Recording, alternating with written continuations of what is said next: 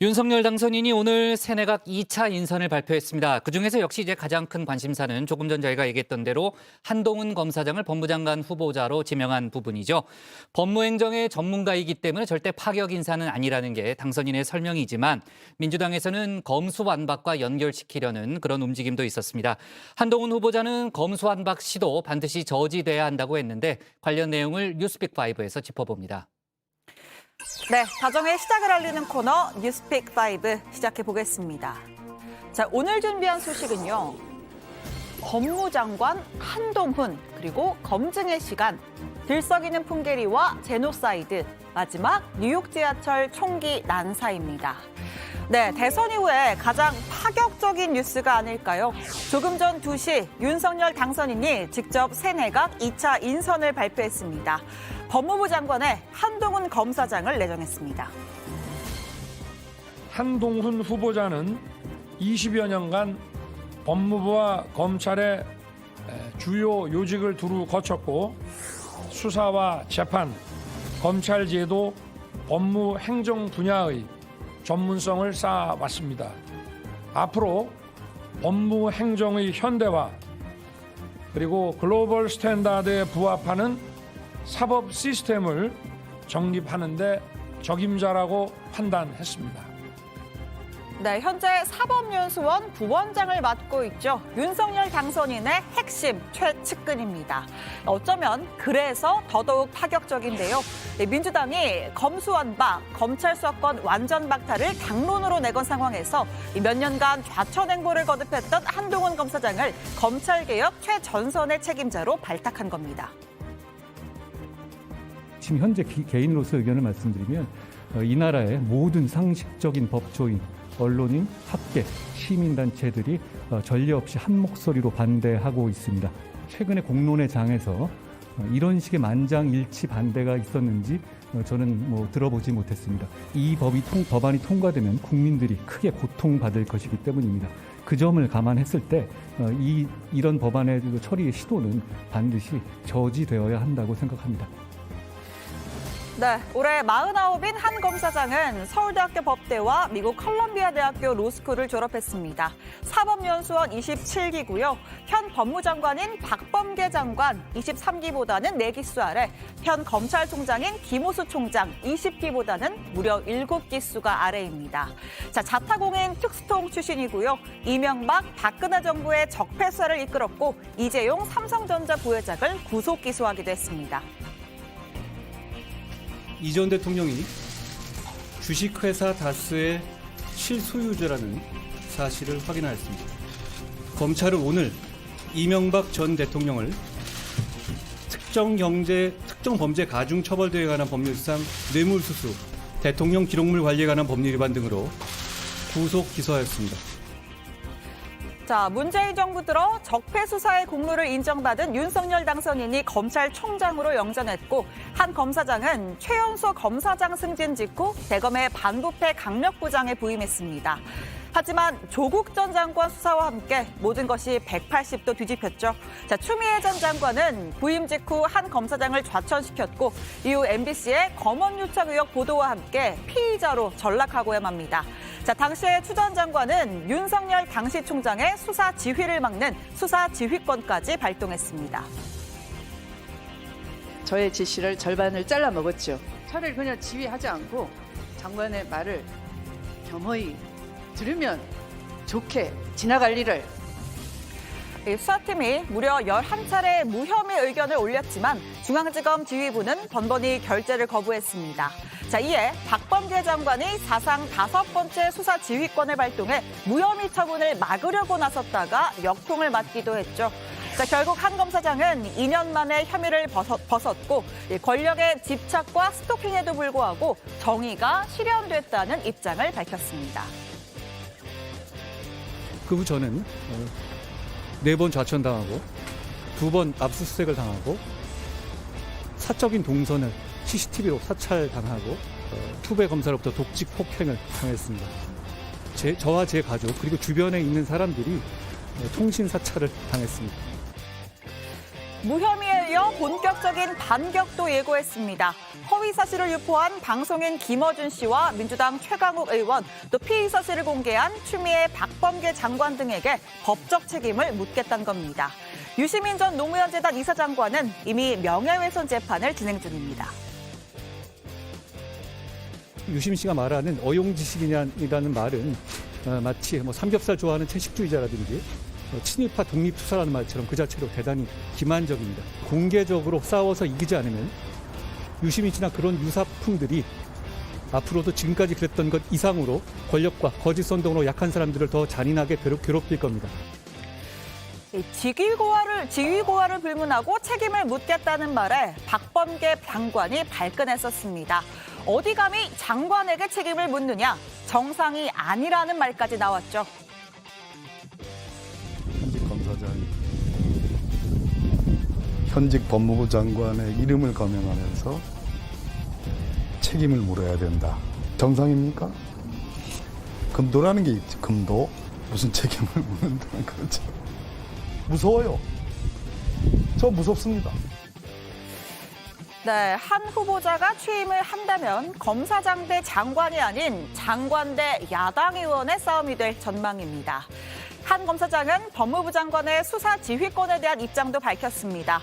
본인 역시 추미애 박범계 장관의 수사 지휘권 남용을 경험했었다면서 당선인의 약속대로 폐지하겠다고 밝혔습니다. 당선인이 이미 약속한 것이고 저도 지난 박범계 장관, 추미애 장관 시절에 있어서 수사지휘권이 남용된 사례가 얼마나 국민에게 해악이 큰 것이었는지에 대해서 실감하고 있습니다. 제가 장관에 취임하더라도 구체적인 사건에 대한 수사지휘권 행사하는 일은 없을 거라고 말씀드립니다. 자, 그리고 김호수 검찰총장과의 관계도 관심입니다. 이른바 추미애 라인으로 불렸던 김 총장, 최근엔 좀 달라진 모습이죠. 민주당의 검수 완박 추진을 직을 걸고 반대하겠다고 나섰습니다. 헌법에 위반되는 것이죠. 그것도 정면으로. 범죄자는 만세를 부를 것이고 범죄 피해자와 국민은 호소할 곳이 없게 됩니다. 그야말로 정의와 상식에 반하는 것입니다. 자, 두 사람 다 검수 완박을 결사저지하겠다는데 이견이 없습니다. 또 검찰 인사도 호흡을 맞춰야 하는데요. 정권이 바뀌어도 검찰총장의 임기는 유지됩니다. 따라서 김 총장은 내년 5월까지 새 법무부 장관과 함께 검찰 인사도 담당합니다. 자, 일각에서는 두 사람의 이 기수 차이를 우려하는 목소리도 있긴 합니다만, 자, 문득 윤 당선인의 이 발언도 떠오릅니다. 검찰총장은 법무부 장관의 부하가 아닙니다. 대한민국은 이미 여야 공히 20, 30대 대표를 배출한 진취적인 나라입니다. 제가 지금 거의 50이 됐고 그리고 공직 생활에서 이 분야에서만 20년 넘게 근무를 했습니다. 이런 정도 경력을 가진 사람이 나이나 경력 때문에 장관직을 수행하지 못할 만한 나라는 아니라고 생각하고요. 그리고 기수문화는 국민의 입장에서는 철저히 아주 지엽적인 겁니다. 용기와 헌신으로 최선을 다할 거라는 말씀을 드리겠습니다. 네, 상사와 부하가 아닌 장관과 총장으로 호흡을 잘 맞춰 가야겠죠. 자, 또 하나 이 특검법에 따르면 국회가 의결한 사건 외에도 법무부 장관이 이해관계 충돌이나 공정성 등을 이유로 특별검사의 수사가 필요하다고 판단한 사건, 이 특검의 대상이 될 수 있습니다. 만약에 한 후보자가 대장동 비리 의혹과 관련해서 대장동 특검 도입을 추진한다면 이 또한 전국을 뒤흔들 변수가 될 겁니다. 이거 대통령 선거가 끝나더라도 특검 해가지고 반드시 특검 하자는 거 동의해 주시고 당연히 수사가 이루어져야죠. 특검 해야죠. 네, 두 번째 픽입니다. 검증의 시간입니다. 한동훈 후보자 소식이 워낙 커서 조금 묻힌 감이 있는데요. 오늘 총 8명의 2차 장관 인선이 추가로 발표됐습니다. 부총리 겸 교육부 장관 김인철 전 한국외국어대 총장입니다. 외교부 장관 박진 국회의원입니다. 통일부 장관 권영세 국회의원입니다. 네, 오늘 발표된 인선을 한 장에 정리를 좀 해봤습니다. 사회부총리 겸 교육부 장관은 김인천 전 한국외대 총장이 지명됐고요. 이 외교부 장관으로는 최근 한미 정책협의단으로 미국을 다녀온 박진 의원이, 그리고 통일부 장관은 인수위 부위원장을 맡은 권영세 의원이 이름을 올렸습니다. 자, 현역이냐 아니냐 관심을 모았죠. 행안부 장관에는 이상민 전 국민권익위 부위원장이 지명됐습니다. 전체적인 특징으로는 일단 이 각 분야에 좀 전문성을 가진 살린 점이 눈에 띄고요. 여성 후보자도 2명 포함됐습니다. 이상민 후보자는 판사 출신 법조인으로서는 드물게 다양한 행정 경험을 쌓아온 분입니다. 국민권익위원회 부위원장, 중앙행정심판위원회 위원장을 역임하며 국민의 권익 향상과 공공기관의 청렴도, 공직자의 윤리의식 제고를 위해 헌신해 왔습니다. 다만 이번에도 안철수 인수위원장의 추천 인사는 한 명도 포함되질 않았습니다. 윤석열, 안철수 공동정부론에 균열이 생긴 것 아니냐는 말까지 나왔는데요. 자, 윤 당선인은 인사의 원칙에 따른 것일 뿐 공동정부 구상에는 변함이 없다고 선을 그었습니다.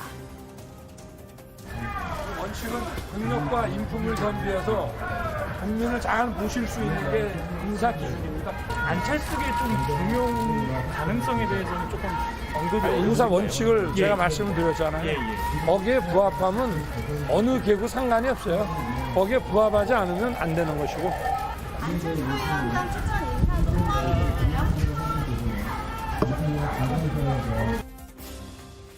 네, 그리고 초대 대통령 비서실장에는 김대기 전 청와대 정책실장이 발탁됐습니다.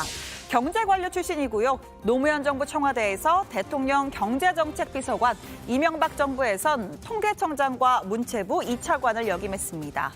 보통 이 비서실장은 정무 감각이 높은 정치인 출신을 주로 발탁하는 경우가 많았는데 오랜만에 등장한 경제통 비서실장입니다. 그 당선인의 철학과 관련되는 것 같습니다.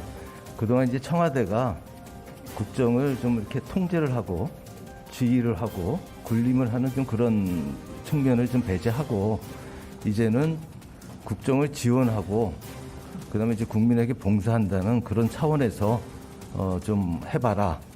당선자께서 또 생각하시는 국정 철학이 아무래도 그 국민 통합하고 그다음에 경제 살리기 이 2가지 분야인데. 자, 이렇게 내각 인선 거의 마무리 단계입니다. 이제부터는 청문회의 시간, 검증의 시간인데요. 민주당은 고액 고문료 논란이 불거진 한덕수 국무총리 후보자에게 날을 세우면서 또 필화 논란도 불거진 정호영, 이창양, 박보근 후보자에게도 맹공을 예고했습니다. 정 후보자는 출산은 애국, 암 특효약은 결혼이라고 주장한 과거 칼럼으로 논란을 겪고 있습니다. 걱정 끼치지 말고 스스로 사퇴하기 바랍니다. 그리고 이종석 국방장관 후보자는 관사 테크 논란이 불거졌습니다. 2017년 합참 차장 시절에 관사에 살면서 보유하던 아파트 2곳을 모두 전세로 줬습니다. 그때 받은 보증금 중의 일부를 자녀의 아파트 매입 자금으로 빌려줬습니다. 자, 관련해서 안철수 인수위원장이 관사 폐지에 대한 소신을 밝혔는데요. 이 고위공직자, 특히 시도지사에게 왜 크고 화려한 관사가 필요한지 의문이라면서 세금을 낭비하는 이런 공간 싹 정리하고 본인 집에서 살게 해야 한다고 주장했습니다. 인수위 차원에서 정부의 고위공직자 관사 실태를 점검하고 불필요한 의전은 없애겠다는 방침입니다. 네, 나머지 픽 볼 텐데요. 오늘 인사 소식의 발대가 좀 길어져서 짧고 굵게 정리하고 가겠습니다. 3번째 픽은 들썩이는 풍계리입니다. 자, 북한 풍계리 핵실험장의 위성 사진입니다. 갱도 굴삭 작업으로 발생한 폐기물들이 쌓여 있고 대형 장비를 실은 차량이 오간 흔적이 남아 있습니다. 핵실험에 대비해 지하시설로 통하는 갱도를 복구하는 움직임인데요. 자, 모레 15일은 김일성의 생일인 태양절 110주년입니다. 대대적인 심야 열병식 준비하는 정황 포착이 됐고 7차 핵실험 또는 추가 ICBM 발사로 고강도의 도발을 본격화할 거란 관측이 나옵니다. 자, 4번째 픽은 제노사이드입니다. 자, 미국의 바이든 대통령이 러시아를 겨냥해 처음으로 제노사이드란 말을 꺼냈습니다. 제노사이드, 특정 국민과 민족, 인종, 종교, 정치 집단의 전체 일부를 없앨 목적으로 행해지는 집단 학살을 의미합니다. Yes, I call this genocide because it's become clearer and clearer that Putin is just trying to wipe out the idea of being between Ukraine. And the evidence is mounting. 한편 러시아가 대량 살상이 가능한 화학 무기를 사용했다는 주장도 제기됐습니다. 우크라이나 당국은 러시아군이 독성 질산 탱크를 폭파시켰다면서 이렇게 주황색 질산 구름이 피어오르는 영상 공개했는데요. 이 독성 연기에 노출되면 피부와 눈에 화상을 입고 현기증과 기관지염을 앓게 됩니다. 자, 마지막 픽입니다. 뉴욕 지하철 총기 난사입니다. 자, 현지 시간 12일 아침 출근 시간 뉴욕 브루클린에서 맨해튼으로 향하던 지하철 안에서 이렇게 희뿌연 연기가 퍼지기 시작하더니 이어 탕탕 수십 발의 총성이 울렸습니다. 혼비백산한 시민들이 열차 바깥으로 다급히 대피했습니다. I saw a lot of people coming out of the train station, screaming, yelling for help. I saw a lady, she was shot right in her leg. 네, 범인은 이 공사장 안전조끼를 입은 한 흑인 남성인데요. 이 방독면을 쓴 채 연막탄을 터뜨리고 무차별 총격을 가했습니다. 최소 16명이 총성 등의 부상을 입었는데요. 범인이 아직 잡히질 않았다고 합니다. 이 불특정 다수를 대상으로 한 총격 사건에 미국 사회가 큰 충격을 받고 있습니다. 네, 수요일의 뉴스픽 여기까지입니다. 들어가서 원픽 꼽아보죠. 뉴스픽 5였습니다.